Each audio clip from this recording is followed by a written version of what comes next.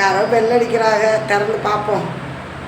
அம்மா வாமா வாமா வாமா. எல்லாம் நல்லா இருக்காங்கம்மா. காலையில் தான் பாப்பா ஃபோன் அடிச்சிச்சு, அம்மா அங்கே வரேன்னு சொல்லிச்சுன்னு. ஆமாம்மா வரேன்னு சொன்னேன். சரிம்மா வாங்க உட்காருங்க. இந்தாங்கம்மா தண்ணி. என்ன ஐஸ் வாட்டரா? இல்லை இல்லை ஐஸ் வாட்டர் இல்லை, சாதா வாட்டர் தான். ஃப்ரிட்ஜில் தண்ணியே போடுறது இல்லைம்மா நான். ஏம்மா? சளி பிடிச்சிக்கிறது, அதனால. இப்போ சாப்பிடுங்க தண்ணியை சாப்பிடுங்க. அம்மா கொஞ்சம் வெயிலில் வந்துட்டாங்க ஃப்ரெண்ட்ஸ், அதனால தான் ஐஸ் வாட்டர் கேட்டிருக்காங்க. அம்மா என்ன சமைக்கலாம்? சரி அதை போட்டு பிரியாணி மாதிரி பிரியாணி பவுடர்லாம் போட்டு பிரியாணி மாதிரி செஞ்சிருப்பா, நல்லா சூப்பராக இருக்கும். பெலாக்கொட்டையில் பிரியாணியா? நான் கேள்விப்பட்டதே இல்லையே. சூப்பராக இருக்கும், நீங்கள் செஞ்சு சாப்பிட்டு பாருங்க. சரி செய்கிற மாப்பிள்ளை எல்லாரும் சாப்பிடுவோம். சாப்பிடுவோம்.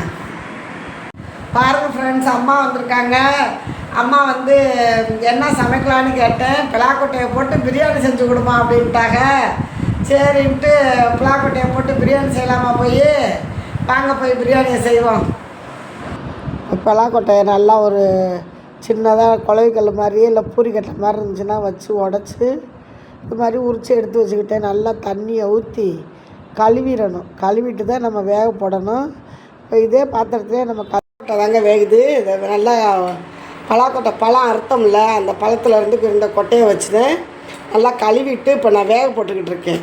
வேக வச்சு இந்த சிகப்பு கலந்த தோலியெல்லாம் நம்ம எடுத்துட்டு அதுக்கப்புறம் இதில் ஒரு சூப்பராக ஒரு பிரியாணி மாதிரி செய்யலான்ட்டு வேக போட்டிருக்கேன். வேகட்டும். வெங்காயம், தக்காளி, பச்சை மிளகாய், இஞ்சி பூண்டெல்லாம் நம்ம உரித்து வச்சுக்கிறோம். ஓகே பாருங்கள், பெலாக்கொட்டை நல்லா வெந்துருச்சு. இதை ஒரு பாத்திரத்தில் எடுத்து வச்சு ஆறவும் இந்த தோல் இந்த மேலே இருக்க அந்த தோலெலாம் நம்ம எடுத்துக்கிறோம்.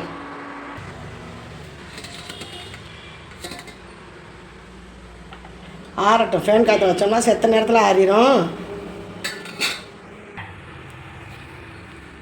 இப்போ பலாக்கொட்டை பிரியாணி செய்கிறதுக்காக நல்லா பலாக்கொட்டையை அவிச்சு தோலெலாம் எடுத்து வச்சுக்கிட்டோம். அதுக்கப்புறம் பிரியாணி பொடியும் தாளிக்கிறதுக்காக பட்டை கிராம்பு வச்சுருக்கேன். வெங்காயம், தக்காளி, பச்சை மிளகாய், கருவேப்பிலை, கொத்தமல்லி வச்சுருக்கேன். நம்மளுக்கு எவ்வளோ அரிசி தேவையோ அந்த அளவுக்கு நான் அரிசி வச்சுருக்கேன். அப்புறம் நல்லெண்ணெய் வச்சுருக்கேன். இஞ்சி, பூண்டு, பெருஞ்சீரகம் வச்சுருக்கேன். இது இப்போ இதெல்லாம் நம்ம அரைச்சிக்கிடுவோம். அரைச்சிக்கிட்டு தாளிப்பு கொடுத்துக்கலாம். மிக்ஸி ஜாரில் போட்டு அரைச்சிக்கிறோம். ஓகேவா? அடுப்பை பற்ற வச்சு இந்த குக்கரை தான் நான் வச்சுக்கிறேன். காயட்டும். குக்கர் காஞ்சிருச்சு. நான் வந்து நல்லெண்ணெய் எடுத்திருக்கேன். தாளிப்புக்கு நல்லெண்ணெய் எடுத்திருக்கேன். 1/2 கிலோ அரிசி தானே போதும். எண்ணெய் இந்த பிரிஞ்சி இலைன்னு சொல்லுவாங்க, நம்ம பக்கம் கறி மசால் பட்டைன்னு சொல்லுவாங்க. அந்த பட்டையை 3 போட்டுக்கிடுவோம். அப்படியே சின்ன ஜீரகம், பெருஞ்சீரகம் இதையும் போட்டு ஒரு வதக்கல் கொடுத்துக்கிறோம்.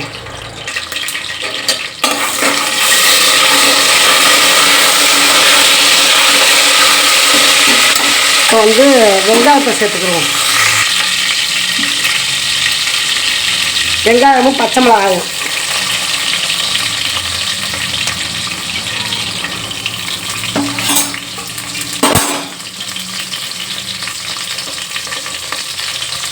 அப்படியே சேர்த்து கருவேப்பிலையும் போட்டுக்கிறோம். ஒரு கிண்டல்.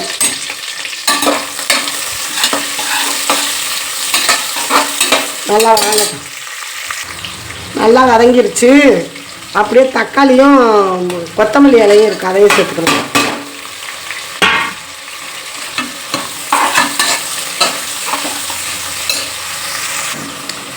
இப்போ வெங்காயம், தக்காளி எல்லாம் இந்த பக்குவத்துக்கு வதங்கிருச்சு. நம்ம பலாக்கொட்டையை சேர்த்துக்கிறோம்.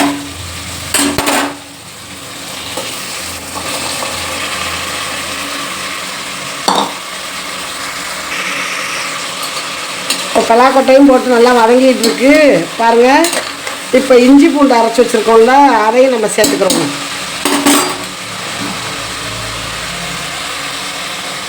நான் மிக்சியில் போட்டேன்.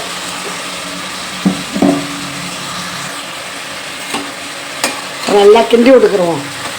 இஞ்சி பூண்டு வந்து எதுக்குன்னா நல்லா ஒரு செரிமான சக்தியாகும். இஞ்சியெல்லாம் ரொம்பவே உடம்புக்கு நல்லது. அது இந்த பிளாக்கொட்டை வந்து ஒரு மாவு ஐட்டத்தை சேர்ந்த மாதிரி தானே, அதனால பூண்டு இஞ்சி இதெல்லாம் போடுறது ரொம்பவே நல்லது. நல்லா வதங்கட்டும். இப்போ இந்த அரிசியை நம்ம கழுவிக்கிடுவோம். இப்போ பலாக்கொட்டை பிரியாணிக்கு நம்ம இந்த பிரியாணி பொடி, ஆச்சி பிரியாணி பொடியை சேர்த்துக்கிடுவோம்.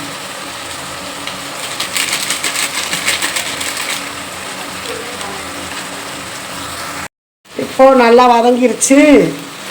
நம்ம எவ்வளோ தண்ணி தேவையோ அந்த அளவுக்கு நம்ம ஊற்றிக்கிறோம். நான் வந்து ஒரு 1/2 கிலோ அரிசி தான், இந்த செம்பால் ஒரு 1.5 செம்பு தண்ணி ஊற்றிக்கிறேன். உப்பு சேர்த்துக்கிடுவோம்.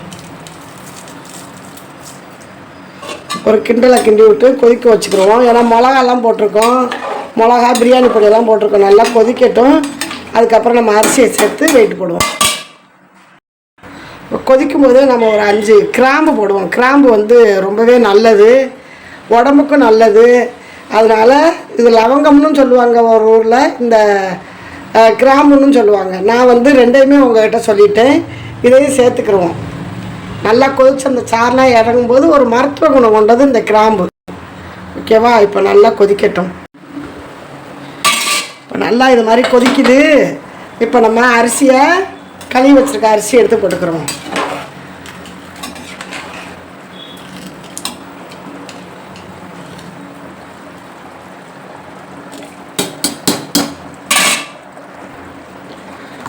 அரிசியை போட்டு ஒரு கிண்டு கிண்டி அப்படியே கொதிக்க விட்டு வெயிட்டை போட்டுற வேண்டியது.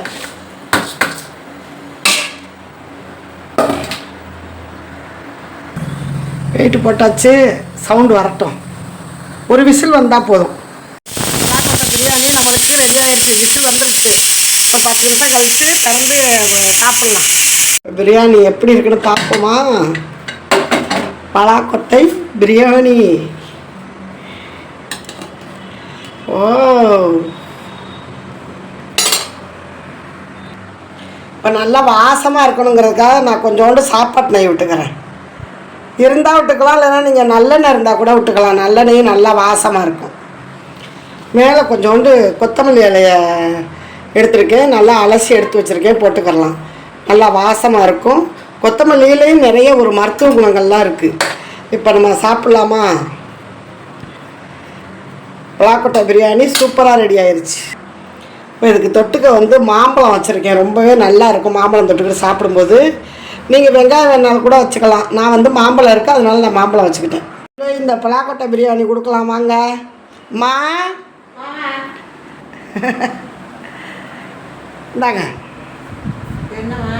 பலாக்கொட்டை பிரியாணிம்மா. கேட்டிங்கல்ல, செஞ்சுட்டு சாப்பிட்டு பார்த்து சொல்லுங்கள்.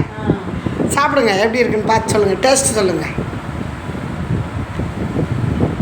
நல்லா இருக்கா? பலாக்கொட்டை எடுத்து காட்டுங்க. அம்மாவோட இந்த பலாக்கொட்டை சாப்பிடுங்க.